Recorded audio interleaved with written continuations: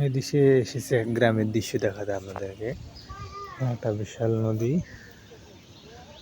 সে নদী দেখতে পাচ্ছেন এখানে অনেক আগে এখানে আর কি নদীতেই আর কি নৌকা বসে মেলা হতো, ছোটবেলায় দেখতাম অনেক।